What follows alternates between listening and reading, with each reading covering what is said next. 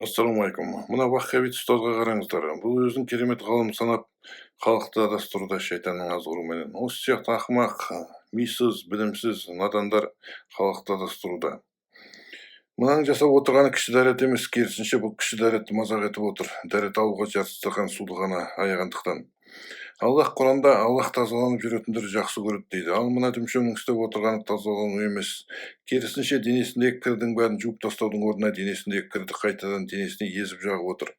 Мұндай дәрет қабыл болмайды. Мұндай дәретпен оқылған намаз да қабыл болмайды. Бұл дәретке намазға жасалған карикатура мазақ болып табылады.